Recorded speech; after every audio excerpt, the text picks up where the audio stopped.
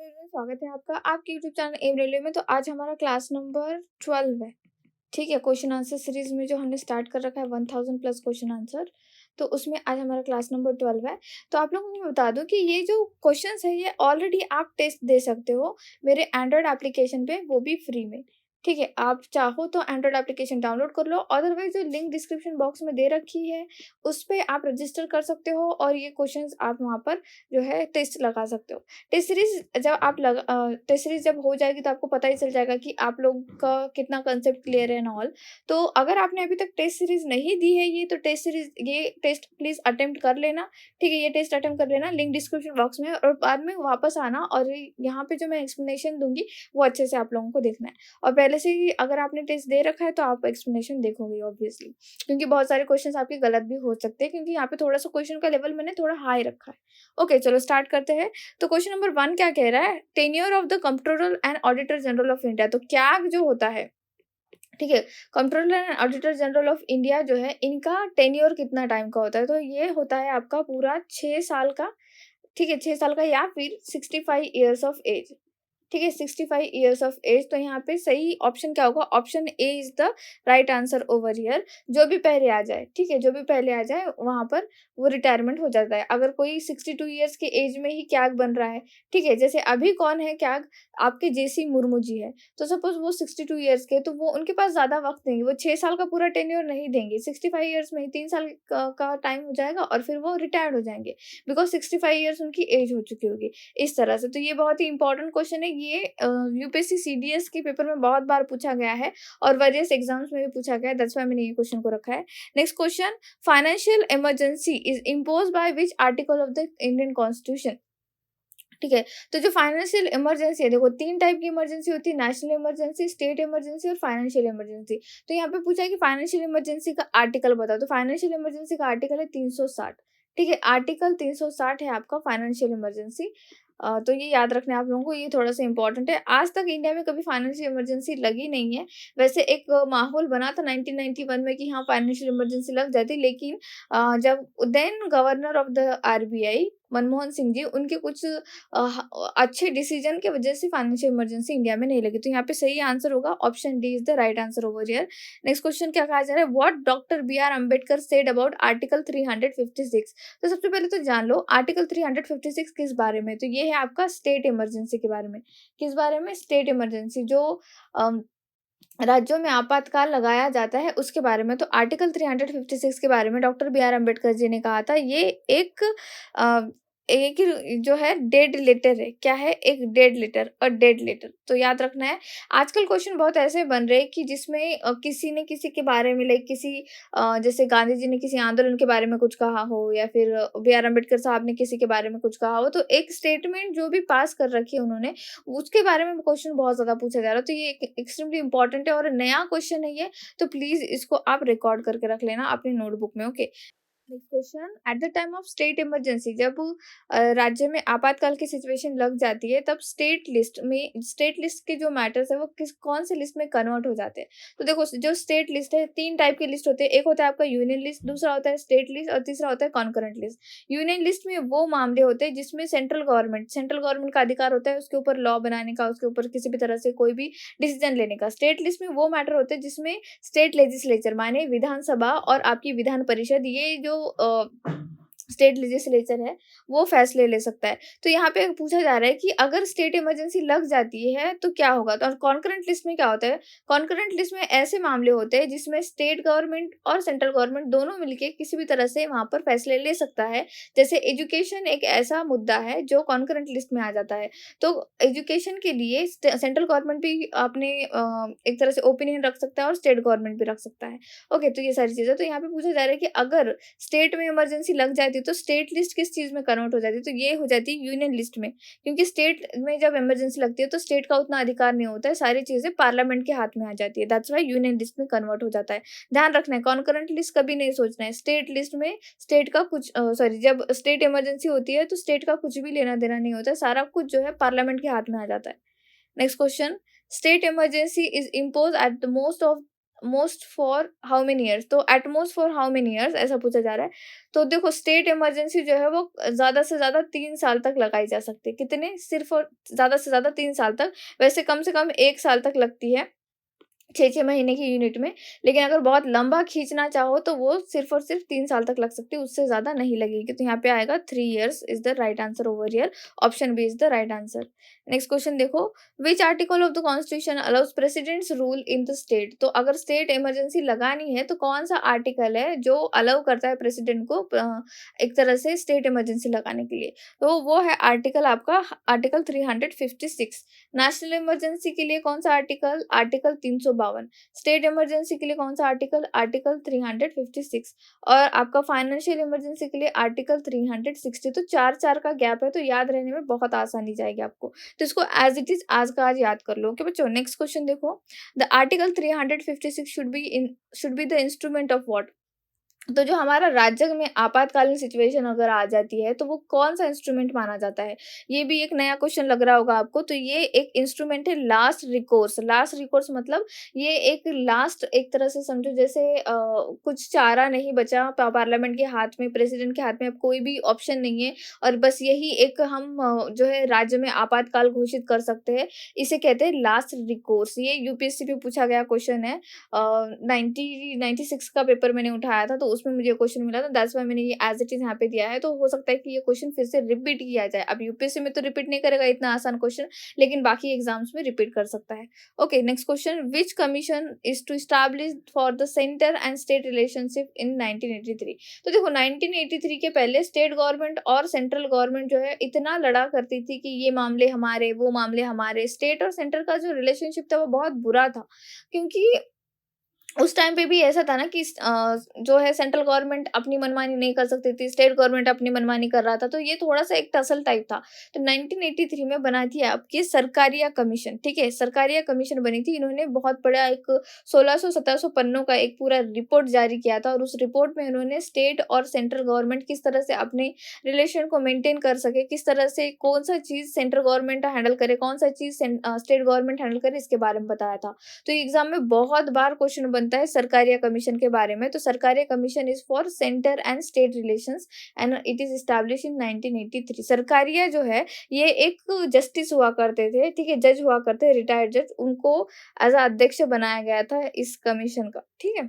Next question, on which grounds the national emergency is impose by the president of India? तो जो देश में आपातकाल की सिचुएशन जब आ जाती है, देश में अगर इमरजेंसी लगानी है तो कौन से ग्राउंड से, मतलब क्या कारण हो सकते हैं कि देश में इमरजेंसी लग रही है? तो देखो सबसे पहले तो वॉर अगर हो रहा है तो जी हाँ, अगर हम लोग वॉर में पार्टिसिपेट कर रहे हैं तो नेशनल इमरजेंसी लग जाती है। एक्सटर्नल अग्रेशन माने अगर कोई हम पे वॉर कर रहा है, जैसे चाइना वगैरह ने अगर वॉर कर दिया किसी तरह से हम लोगों पे ना, एक तरह से समझो जैसे कि वो एक्सटर्नल अग्रेशन दिखा रहा है हमारे जो लाइक एरिया है उसको कब्जा वगैरह कर रहा है, तो वो एक एक्सटर्नल अग्रेशन का एग्जांपल आ जाता है।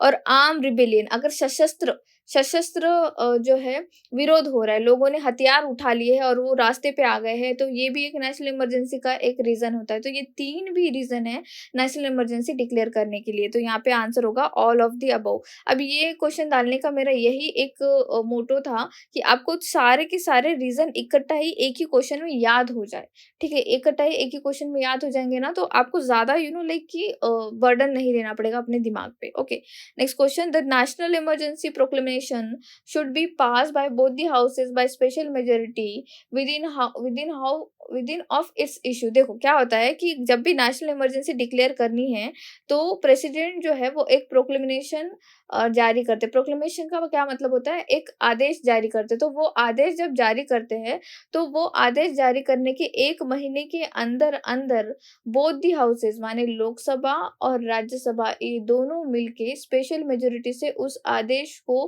पारित करें, उस आदेश को पास करें, तभी जाके नेशनल इमरजेंसी लगेगी। अदरवाइज़ क्या होगा? नेशनल इमरजेंसी नहीं होगी।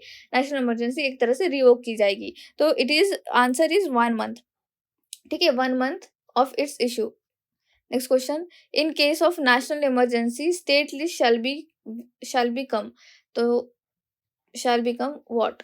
तो देखो, जो अब मैंने क्या कहा था कि अगर स्टेट इमरजेंसी लगी है, तो स्टेट इमरजेंसी में स्टेट लिस्ट यूनियन लिस्ट में कन्वर्ट हो जाती है। लेकिन अगर नेशनल इमरजेंसी ही लग गई है, तो आप क्या करें, तो नेशनल इमरजेंसी के टाइम पे जो स्टेट लिस्ट के मामले होते हैं, ठीक है? नेशनल इमरजेंसी के टाइम पे जो स्टेट लिस्ट के मामले होते हैं, वो कॉन्करेंट लिस्ट में बदल जाते हैं। अब ये कॉन्करेंट लिस्ट में क्यों बदल जाते हैं? क्योंकि स्टेट तो है ना, उस टाइम पे स्टेट तो खत्म नहीं हुआ है। स्टेट इमरजेंसी में स्टेट को कोई अधिकार नहीं होता है। लेकिन अगर नेशनल इमरजेंसी है, तो स्टेट की भी वहाँ पर एक तरह से एडवाइस ली जाती है। तो यहाँ पे होगा सही आंसर कॉन्करेंट लिस्ट। ये भी एक बहुत ही अच्छा क्वेश्चन है, तो इसको भी आप लोग नोट डाउन करके रख लेना। ओके बच्चों? ऐसे ही क्वेश्चंस बनते हैं। यहाँ पे होना चाहिए बिकम। ठीक है, become. Next question, which of the following effects of national emergency? तो अगर नेशनल इमरजेंसी लगती है, तो क्या क्या इफेक्ट होंगे उसके? तो सबसे पहला ऑप्शन क्या कहता है, state government shall be bound by the administrative direction of union government even on the matters of the state list. Yes, state list के मैटर भी हो, फिर भी स्टेट गवर्नमेंट को यूनियन गवर्नमेंट माने सेंट्रल गवर्नमेंट की बात जो है, एक तरह से उनके ही अंडर आपको एडमिनिस्ट्रेटिव करना पड़ेगा। अपने जो भी काम है वो एडमिनिस्ट्रेशन वगैरह पार्लियामेंट से पूछे बिना नहीं कर सकते ये सारी चीजें। देन स्टेट लेजिस्लेचर माने विधानसभा या फिर विधान परिषद, ये बात कर रहा है।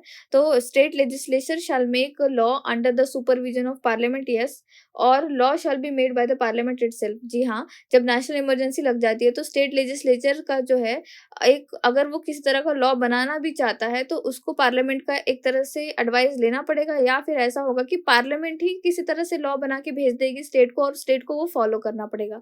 ये एक बात आ गई। Next, at the time of emergency state list shall be become concurrent list. तो ये अभी जस्ट हमने क्वेश्चन में भी देखा, तो ये भी ऑप्शन जो है राइट है। Term of Lok Sabha and Rajya Sabha member shall be extended. जी हाँ, जब 1975 की आपकी जो नेशनल इमरजेंसी लगी थी, उसमें क्या हुआ था? उसमें यही हुआ था कि जो टर्म है लोकसभा के सदस्यों का, लोकसभा का एक्चुअली टर्म बढ़ा और राज्यसभा के सदस्यों का टर्म बढ़ा। तो यहाँ पे जो है, ये भी जो है ऑप्शन सही माना जाता है। And no effect on court. जी हाँ, कोई भी इमरजेंसी लग जाए, कोर्ट पर कोई भी इफेक्ट नहीं होता। न्यायपालिका में क्या इफेक्ट होगा जी? नेशनल इमरजेंसी लोगे या स्टेट इमरजेंसी लोगे? तो यहाँ पे जो है, ये भी ऑप्शन सही है। तो यहाँ पे all of the above is the right answer over here. तो इसको ना आप लोग याद कर लो, इस क्वेश्चन को याद कर लो। इससे क्या होगा कि आपकी नेशनल इमरजेंसी वाला जो सिचुएशन है, वो पूरा ही एक्सट्रीमली क्रिस्टल क्लियर हो जाएगा। ठीक है, नेशनल इमरजेंसी क्लियर हो जाएगा यहाँ पे। Next question, national emergency effect on fundamental right. National emergency जब लगती है, तो मूलभूत अधिकार जो है हमारे, उसके ऊपर क्या परिणाम होता है? तो सबसे पहले देखो, जो आर्टिकल 19 है वो सस्पेंड हो जाता है। लेकिन अगर नेशनल इमरजेंसी आर्म रिबेलियन के कारण की वजह से अगर लगती है, तो आर्टिकल 19 सस्पेंड नहीं होगा। तो option A is the right one over here. Second, जो आर्टिकल 20 और आर्टिकल 21 है, ये कभी भी सस्पेंड नहीं होते। किसी भी तरह की इमरजेंसी लग जाए, तो ये भी सही है। और जो बाकी के फंडामेंटल राइट होते हैं, वो सस्पेंड हो जाते हैं फिर नेशनल इमरजेंसी जब लगती है। तो जी हाँ, all of the above is the right answer over here. तो यहाँ पे मैंने स्टेटमेंट्स में ही ये सारी चीजें, इतनी इंपॉर्टेंट चीजें दे रखी है आप लोगों को, कि अगर आप वो भी याद कर लोगे, तो हो जाएगा आपका काम। ठीक है, next question, first time national emergency is impose in which year? तो देखो, वैसे तो इंडिया में 3 बार नेशनल इमरजेंसी लग चुकी है। ठीक है, 3 बार नेशनल इमरजेंसी लगी है। पहले तो लगी थी 1962 में, Indo China war, then 1971 Indo Pakistan war, and then लगी थी 1975, जो इंदिरा गांधी जी के टाइम पे लगी थी, फॉर इंटरनल डिस्टर्बेंस। तो यहाँ पे पूछा जा रहा है कि पहली बार कब लगी थी? तो पहली बार लगी थी 1962 में। तो ये अगर आप पढ़ चुके होगे, तो आपका देखो कंसेप्ट क्लियर है। अगर नहीं पढ़े हो, तो प्लीज पढ़ लो, क्योंकि अगर ये नहीं पढ़ेंगे, तो फिर ऐसा लगेगा यार क्वेश्चन पूछे कहाँ से गए। क्वेश्चन बहुत ही ज्यादा इजी क्वेश्चन है, लेकिन अगर जो पढ़ रखा है उस बच्चे को इजी, नहीं पढ़ रखा है उसके लिए तो बहुत ही हार्ड क्वेश्चन बन जाएंगे। ठीक है, और मेरे जो पेड क्लास के बच्चे ना, उनको सबको मैं गारंटी देके बताती हूँ, जिन लोगों ने भी क्लासेस कंप्लीट कर रखे होंगे पॉलिटी के, उनको सबको ये क्वेश्चन बन गए होंगे। ठीक है, चलो, और अभी तक अगर आपने मेरा पेड कोर्स परचेस नहीं किया है, तो परचेस कर लो, क्योंकि भाई वो ज़रूरत है इस तरह से कि आपका जनरल अवेयरनेस एकदम ही क्रिस्टल क्लियर हो जाएगा और आपके सारे एग्जाम्स आसानी से निकलने लग जाएंगे। क्योंकि जीए में होता क्या है, अगर आपको कोई क्वेश्चन आ जाता है, तो विद इन सेकंड आप टिक करके आगे बढ़ जाते हो, और फिर विद इन सेकंड वाला जो टाइम मिलता है ना, 3 सेकंड 2 सेकंड में क्लिक करके आगे बढ़ रहे हो, तो ये टाइम आप लोग इंग्लिश, मैथमेटिक्स, रीजनिंग में इस्तेमाल कर सकते हो। तो यहाँ पे गेम क्या है, यहाँ पर स्पीड का गेम है, और साथ ही साथ आपके कॉन्फिडेंस का गेम है। तो आ जाता है, फटाक से क्लिक कर दिया, आगे बढ़ गए, तो कॉन्फिडेंस भी बूस्ट अप, टाइम भी मिल गया, सब कुछ। तो इस तरह से होता है। तो जनरल अवेयरनेस एक ऐसा सब्जेक्ट है जो मुझे पर्सनली बहुत ज्यादा पसंद है। इससे होता यूं है कि आपका जो है एग्जाम में परफॉर्मेंस बहुत बढ़िया हो जाता है। ठीक है। Next question, in which constitutional amendment act internal disturbance word change to arm rebellion. तो देखो, मैंने क्या कहा था आप लोगों को कि जो नेशनल इमरजेंसी है उसके लिए 3 कारण है। सबसे पहले वॉर होना, दूसरा क्या है वॉर, दूसरा क्या है यहाँ पर, दूसरा ये है अगर एक्सटर्नल अग्रेशन है, कोई हम पे हमला कर रहा है तो, और तीसरा मैंने कहा था आर्म रिबेलियन। लेकिन पहले जो ये वर्ड था वो आर्म रिबेलियन नहीं था, इसके जगह था इंटरनल डिस्टर्बेंस। क्या था? Internal disturbance. तो इस वर्ड के तहत ही 1975 में इंदिरा गांधी जी ने इमरजेंसी लगा दी थी, और ऐसा कोई इंटरनल डिस्टर्बेंस था भी नहीं। इस वजह से 44th कॉन्स्टिट्यूशनल अमेंडमेंट एक्ट हुआ। ठीक है, 44th कॉन्स्टिट्यूशनल अमेंडमेंट एक्ट हुआ आपका 1978 में, और इसमें इंटरनल डिस्टर्बेंस वर्ड को हटाकर आर्म रिबेलियन कर दिया गया। तो यहाँ पे सही आंसर होगा ऑप्शन बी। ठीक है, ऑप्शन बी यहाँ पे सही आंसर होगा। नेक्स्ट क्वेश्चन क्या कहता है, the public accounts committee PAC, PAC जो है ये एक जॉइंट पार्लियामेंट्री कमिटी है, जीपीसी कहते हैं इसे। तो इसमें देखो 22 मेंबर होते हैं, 22 मेंबर में से 15 मेंबर जो है वो लोकसभा से आते हैं, और 7 मेंबर जो है वो आपके राज्यसभा से आते हैं। तो यहाँ पे पूछा गया है कि how many members are from the Lok Sabha. तो यहाँ पे सही आंसर क्या होगा बच्चों, 15 members are from the Lok Sabha. Next question, total number of members in public accounts committee. तो मैंने अभी जस्ट आप लोगों को बता दिया कि 22 मेंबर की कमेटी होती है ये। तो यहाँ पर टोटल मेंबर कितने होंगे बच्चों, option C 22 member. The joint parliamentary committees, तो जस्ट अभी ये बात कर दी मैंने कि जीपीसी जो होता है जॉइंट पार्लियामेंट्री कमेटी, इसमें लोकसभा के भी मेंबर होते हैं और राज्यसभा के भी मेंबर होते हैं, इसीलिए इसको जॉइंट पार्लियामेंट्री कमेटी कहा जाता है। तो यहाँ पे क्या ऑप्शन देखो, members of the committee is from Lok Sabha as well as Rajya Sabha. तो हाँ जी, option B is the right answer over here. Next question, the largest parliamentary committee is. तो देखो, पार्लियामेंट में सबसे बड़ी कमेटी है एस्टिमेट्स कमेटी। इसमें टोटल 30 मेंबर है, और ये 30 के 30 मेंबर सिर्फ और सिर्फ लोकसभा से आते हैं, इसमें राज्यसभा से कोई मेंबर नहीं होता है। और एस्टिमेट्स कमेटी का काम क्या होता है, बजट का काम करने का। ठीक है, पैसे वाला जो सारा काम होता है वो उसका काम होता है। ठीक है। Next question, in which article of the Indian constitution the central finance commission is given. तो सेंट्रल फाइनेंस कमीशन का काम क्या होता है, ये सेंट्रल फाइनेंस कमीशन जो है वो प्रेसिडेंट को सलाह देता है जो टैक्स पेयर का मनी है वो स्टेट गवर्नमेंट और सेंट्रल गवर्नमेंट में किस तरह से बांटे।